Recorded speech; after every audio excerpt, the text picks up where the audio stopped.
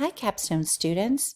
I'm going to go ahead and post this video at the beginning of the weekend and just sort of walk you through what the next 2 weeks will look like.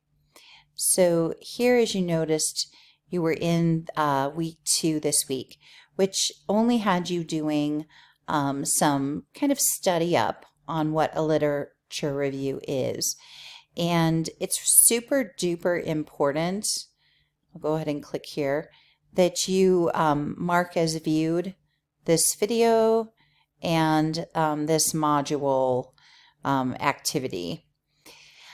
I can pull that information and I will remind you if you do not complete it. It does not show up in the grade book on its own, but it is something that has to be done in order to move on to the next module. Okay, so then weeks 3 and 4 go very closely together. And since there is nothing here for me to record, as soon as you have completed week 2, you are welcome to move on to week 3. And then once you get into week 3, it leads naturally into week 4. So what I've found in the past is that there are students who, at the very end of week 2, especially since we have an additional day off for many people, it's a federal holiday, they do tend to jump ahead into week 3 over this weekend. So I want to make sure that you're prepared to do that if you decide to do that. So here you're going to mark as reviewed this sort of a video about how to find good sources. And then here I have listed Greta's name. Greta Grund is our library director. She is absolutely a genius at helping people find articles. You can set up a time to work with her. You can tell her your topic and sort of your search terms in an email, and she can give you some advice. She's really great. So what you're going to be doing during this particular module of week 3 is you're going to do the first half of your annotated bibliography. Here you're going to be able to see a sample of it, and then you're going to be able to see a template that you're going to do. And then here is sort of a model of how to use the findings and how you can list those. So this first half is the very first 10 sources that you are going to use in your paper. So at this point, the most important thing that you can do is to pull those research-based, peer-edited resources that you are going to use for this paper.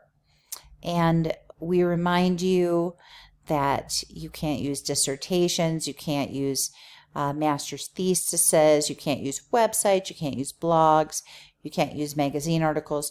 It has to be peer-edited journals that are scholarly, and you can tell whether it's been peer-edited by, normally if you Google it, it'll say it's peer-edited, or if you look at how people submit articles, if there's a peer review process. The articles that you will find on our library website, for the most part, are going to be scholarly, but you still want to make sure that they are research that is appropriate for a literature review.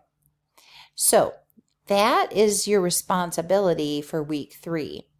As you go forward to week 4, so once you turn in the first 10 sources in your annotated bibliography template, then you will have permission to move on here to the second half. So during this particular module, we give you the second half and the proposal draft.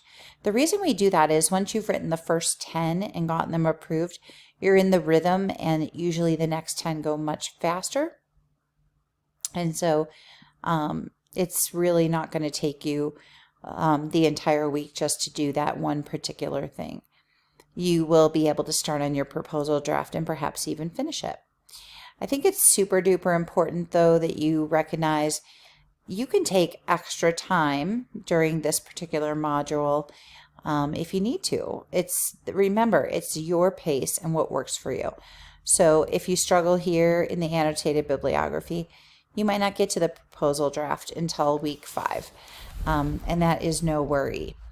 I think it's really important that you notice that we have some naming characteristics for documents in this course, and they are here. So you're going to put your name. We just used Smith.Karen.